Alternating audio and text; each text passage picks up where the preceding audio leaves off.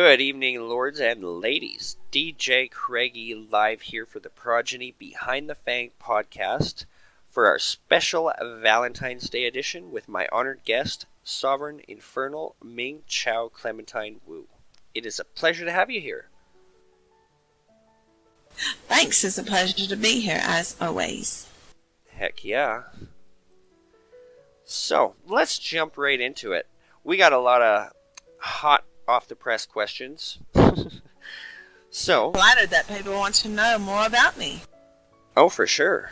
You become quite the progeny icon, I must say. With all the work you put in. Well, with all the work you put in, you are very well known. Talked about. So. Oh, thank you, Infernal Craig. You are welcome. So let's start with our first question, as always. It's like our trademark, I swear. So tell me, who's your daddy? You know, besides me. Oh, well, Infernal Craig, do I have any other daddy besides you? Oh, you mean my maker, my original maker? Yes. Is that what you want to hear about? Yeah, tell us about that. Well, it's not a very romantic story or anything like that. It's not very captivating or enchanting. It certainly doesn't have a happy ending. But, let's see. Okay, so, well, it was someone I was married to for a long time, many years. And, we heard about Progeny Vampire, and he had been in it for a while, a lot longer than I had been. And I really wanted to join it. I was there for about 6 months. Because his bloodline had some rules, regulations, and required things like that. Mm-hmm. And after a while, it had become clear that he was not going to be allowed to turn me. So, one day, just out of the blue, he said, "You know what, Ming? I'm going to turn you today." And I was totally shocked, taken aback. And he's like, "I'm going to go out and feed because I am turning you today." And I was like, "Well, what about your bloodline?" And what, you know. He said, "I don't care. We're not going to be in that bloodline anymore. I'm turning you today. I don't care what they think." So, he did. It was a very quick turn, and like I said, nothing romantic. Just he turned me, and then I had already known a lot about the system, so I went out and fed, and then we wanted to leave the bloodline then, and he wanted a house. He wanted to start an empire in his own name. So I said, well, let's go talk to Archchano and see what we can do. So we went and spoke to him, and we ended up getting our house that day. Yeah. And we were very excited. And then that's how we come to be in the Church Mongol bloodline. And that's how I was turned. Wow. That's how actually... we got our house. That's actually quite chivalrous, one would say. I mean... And to be a familiar for 6 months, like, you must have learned quite a bit already before even becoming one of us. So that's, well, I gotta say. I did, absolutely, I did. Well, knowledge is power. That's truly it. I spent hours at that Scribes Guild reading. I actually did spend a lot of time in that bloodline. They had a huge library with stuff. So I did know quite a bit, and I was, of course, I'm always intrigued by vampires since I was little, and the lore, and so it was very exciting. Okay. Well, okay. I am a big fan of the Scribes Guild too, by the way. That's why I love to go and read, study. Oh, well, for sure. And I mean, it's a great place for newcomers to... That whole library in the back, yeah, it's all encoded in note cards, so anything you could want to know, and it's in English, Spanish.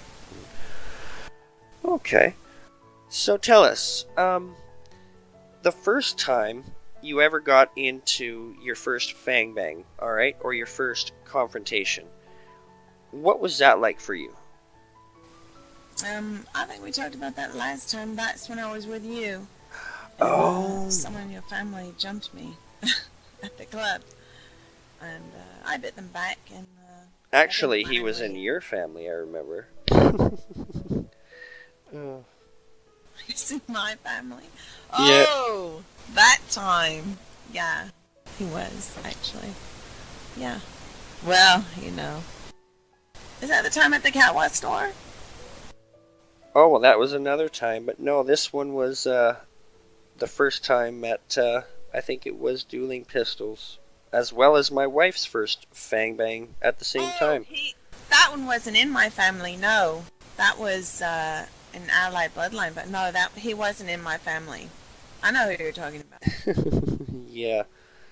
An Alright, allied so don't bloodline, get your yeah. strings in a twist and tell me, what have you Well, I been don't have through? that last name anymore. You know that, Infernal CraigE. Yes, speaking of that, congratulations on your clan, the Wu Thank you. Dynasty. Thank you. So tell us a little about that. What was your inspiration for it? Well, the first and only Empress of China is where I take the Wu name from, and I really love her ruthless character, but also she's very businesslike, and she got the job done, Mm-hmm. and that's how I kind of like to be. And I actually would not even have been blessed with this clan had you and your wife not been so generous to gift it to me, and I'm very thankful and grateful, and I am going to do my best to always make sure that I rise above and hopefully create a dynasty, a Wu dynasty is what I'm hoping for, and a great army, and I love role play, and I know you and I are allied, and we're going to do some good things, right? You darn right. And, Peyton and I, we see a lot in you, so when we were granted the opportunity to apprehend a clan, we'll just say, we took it. Because you were the first person we thought of. Was like, okay. And judging from what you have gone through in the past year with all of that, the ups and the downs, it was just, it was about time. The client application process, the interview process, and none of it was pleasant. And I really am grateful to you both. And it's kind of like fate, like destiny, that the opportunity even came about, right? I'll be honest, I didn't see that one coming. It certainly was a twist, right, in the storyline. Yes. It was a game changer. It definitely was. Oh, jeez. Well, I'm looking forward to the future, and we got a lot of plans, so we got a lot of work to do. We sure do, including with your work with the Ravage, with the museum, with us doing the podcast, and speaking of which, the Coffin Chronicles as well. We are just in the middle of completing the final touches on our third episode. It's going to be quite the risque Valentines episode. I hope y'all check that out. It's going to be some good stuff. Yep, it's a special one for Valentine's Day for all of you vampires in love and all of you vampires that are not in love. So it's going to be very exciting. I'm looking forward to it. The Coffin Chronicles means a lot to me. That's actually your concept. You own that idea, and you started it. Do you want to say how that idea came about? Well, it's actually kind of... I was always in love with taking pictures in real life and Second Life, and I've always wanted to tell stories behind those pictures, like make my pictures mean something and have a meaning behind every one of them. So, I mean, granted, I don't pump out pictures as much as a lot of photographers, but each one I do put out means something and has some meaning behind it. I'm proud to say that. And you and I had talked... Yeah, exactly. A visual story. And you and I had talked a lot about that, about doing some writing, and it just kind of all clicked together. And I'll never forget that one night, the logo of the Coffin Chronicles, when we took that, we were just... There was a full moon that night, remember? It sure was. And we were... just come back from a full moon party. Just kind of wanted to take a picture regarding the party, and everything fell into place. I'm kind of excited about it. We That gotta, photo was amazing. I just adore that photo. You did a really good job. yes, and it You're right, became, it speaks for itself. well, exactly, and we hope to have a lot more stories coming out this year. Just, it was a slow start, but gonna be a great year. Yep. And where can I find those Coffin Chronicles? And your channel for your Discord, the Playground group? Yes, we have it located at the PV Playground as well, I believe your Flickr and on Facebook. We Yes. post them in the Progeny group as soon as they are released. We'll actually post a kind of a recap before we post the new episode, so they can Yeah, kind for of. those of you that haven't read the first two chapters, so you know how it all began. Yes, exactly. So tell us, throughout your time in PV so far, what are your most memorable moments that you can recall or that you will never forget? Let's see. Well, I'll tell you that interview at the Arch Conclave, that was quite the memory. I'm not sure if that was a good or a bad one, but it was quite intimidating. It reminded me of something like Game of Thrones or something, when you stand in the middle of this big stone and it lifts you up and they're all surrounded in the chairs and you're being asked questions. That is a memory that truly will stick with me for many years to come. And of course, let's see, the day I was turned, the day I was resired.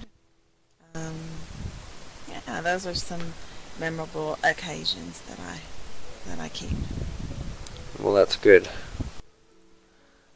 You know, we all have those special memories that just make the game what it is, so. Alright. Yeah, it's kind of like developing your character's story. You know, it's like as you go along with your experiences, it helps to build future events. And it's just fascinating, the character's evolution and growth in the game. It really is a role playing ecosystem. I mean, it really is fantastic.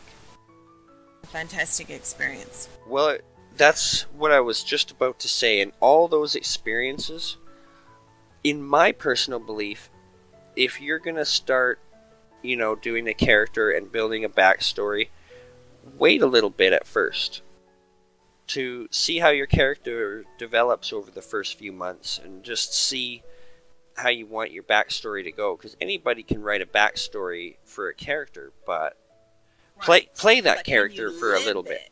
Yeah, exactly. Play that character for a little bit. Live it and make it happen. And then write it, because yeah, absolutely. a lot of people have asked me, well, where's your backstory? Where's your backstory? Well, I have a very great one that you and I wrote together. And Yes, you have one. You still need to post it on the forum. yes, and I plan on doing that actually within the next week. And for So all yeah, y'all, fascinating story. Fascinating story of how your character came to be and how your house was created and all of your experiences, and then your clan. So I'm sure a lot of people would be interested in that. well, definitely. And it's a great. In a very short time, your character became very well known.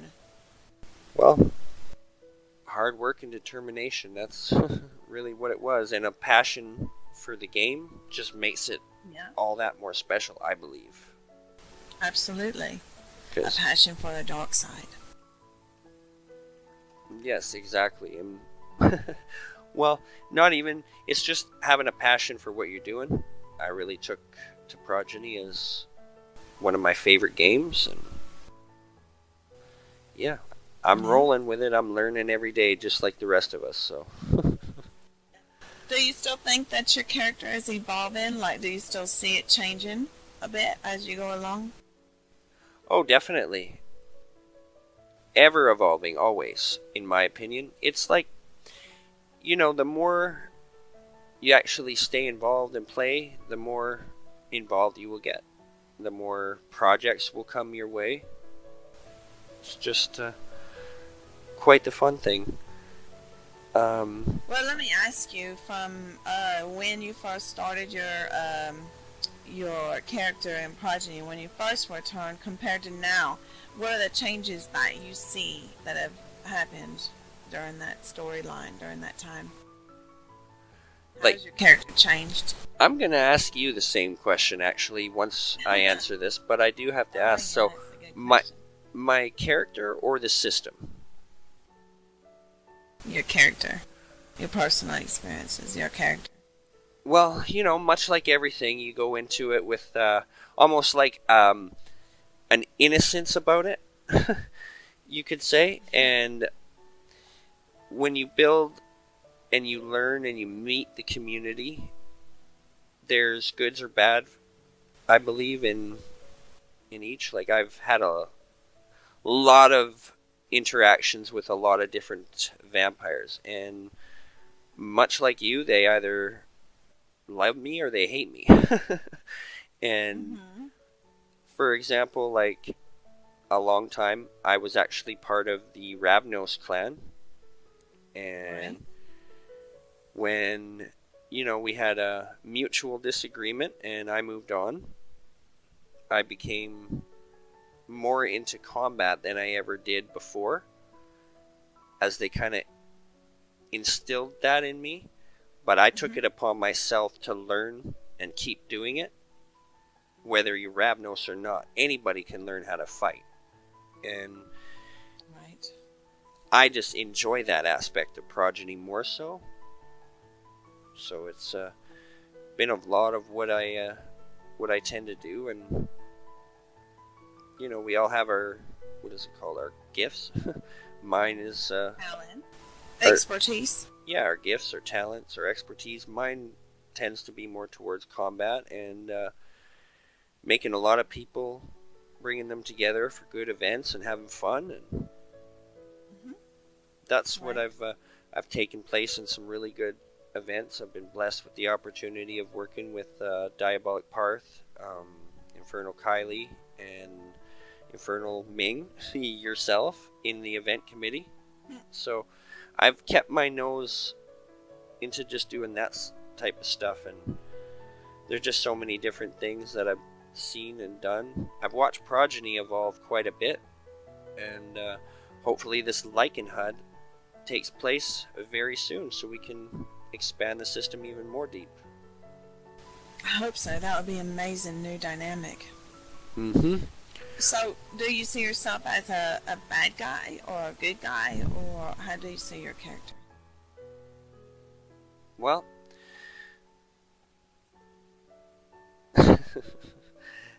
that's a hard question, because much like yourself, I love to be bad, but... Oh, did someone tell you I like to be bad? Well, I've gotten to know you now for well over a year. I know you. But I'm so bad. I'd have to say, as odd as this is going to sound, I'm like a decent person, but has no problem getting a little dark, getting a little crazy. So, a Jedi without a conscience. Well, I think your character is kind of evil but chivalrous, so you do have that superhero quality. You got your little cape on, so. Yes, exactly. Well, and we all learn over time. Like, don't give up. If combat isn't working for you just yet, keep practicing. That's what I would like to say. Or, try going to the Ravage, learning ground combat. All different kinds of It's good style. to watch. It's entertaining. Lots of different opportunities to expand your character's expertise in different things. Well, Try exactly. new things that you might enjoy. Develop your character further. Well, exactly. Okay, well, I got time for one last juicy question as well. Save the best for last. So, is I should say Queen of Wu Dynasty. Is there a future king that you see coming along in the near future? Everybody's dying to know. Or is there a king that just, lives in the abyss? Wouldn't you all love to know? I have someone that I see, yes, but it's a tragic love affair. Oh, okay. It makes me more mysterious, right? But yeah, I am taken. Okay, well that's good to know. And it, part 3 will be coming up soon because we totally want to hear about that. We do. It's going to be exciting. So do you think the community knows a lot more about me now, or do you think that I'm still mysterious? Well, I think we're learning more and more about you each day, and it's great that a lot more are participating in the museum events, coming to Badman's Beach, going to the Ravage. I mean, it's a lot of different... We just had the 1-year anniversary of the Orientation Guild.